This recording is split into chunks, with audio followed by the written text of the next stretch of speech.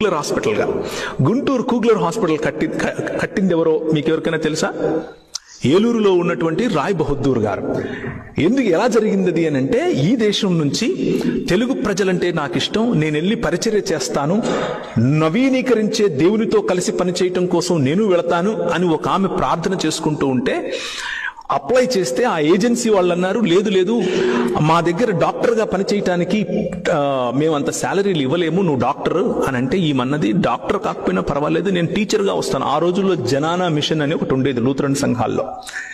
జనానా machine ఏం చేస్తుంది అని అంటే, ఉన్నత వర్గాలకు చెందినటువంటి స్త్రీలు బయటికి రారు కాబట్టి వారి ఇళ్లలోకి వెళ్ళి వాళ్ళకి చదువు చెప్పేది.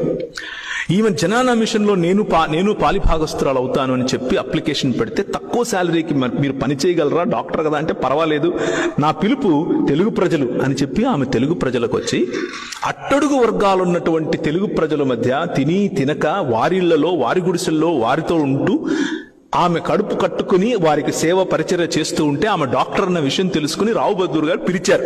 అమ్మా మీరు రండి, మీరు డాక్టర్ అట కదా, నా భార్య ప్రసూతిలో ఉంది, ఆమెకు ఏదో సమస్య ఉంది, ఆమెకు తట్టుకోలేకపోతుంది, సహాయం చేయండి అంటే 6 నెలలు వారింటికి ప్రతిరోజు వెళ్ళి ఆమె సేవ చేసింది. ఆమె వాళ్ళ ఇంటికి వెళుతుంది. ఇంటికెళ్ళి బయటకు వచ్చే వరకు తెల్లటి వస్త్రాలు ధరించుకున్న ఈ డాక్టర్ గారు వెనక, అంటే దాన్ని ఏమంటారు, హిప్ భాగంలో పసుపు కనిపించేది. ఏంటిది పసుపు కనిపిస్తుంది ప్రతిరోజు అని ఆలోచించి ఒకరోజు బయటకు ఆలు పెట్టక ముందు వెనక్కి తిరిగి చూస్తే పసుపు నీళ్లు చల్లుతున్నారు. మ్లేచ్ఛ జాతికి చెందినటువంటి ఈ స్త్రీ మా ఇంటికి వచ్చింది కాబట్టి క్షత్రియ వర్గానికి చెందినటువంటి మేము మైలపడిపోయాం, ఇప్పుడు ఈ పసుపు నీళ్ల ద్వారా మమ్మల్ని మేము శుద్ధీకరించుకుంటాం అన్నటువంటి ఈ పాత ఆలోచనను క్రీస్తు నవీకరిస్తున్నాడు. సమాజములను నవీకరించే పనిలో కూగ్లర్ను వాడుకున్నాడు.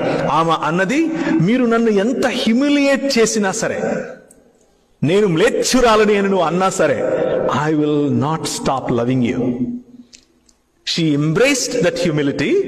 ఆమె వచ్చింది, పండంటి బిడ్డను కనేలా సహాయం చేసింది. ఆ తర్వాత రావు బహదూరే ముందుకొచ్చి 50 పడకలకు అవసరమైనటువంటి ఆసుపత్రి, మొట్టమొదటి ప్రసూతి ఆసుపత్రి గుంటూరులో కట్టించడానికి స్థలం ఇచ్చింది ఆయనే. That is how you influence the world and you be part of making this world new.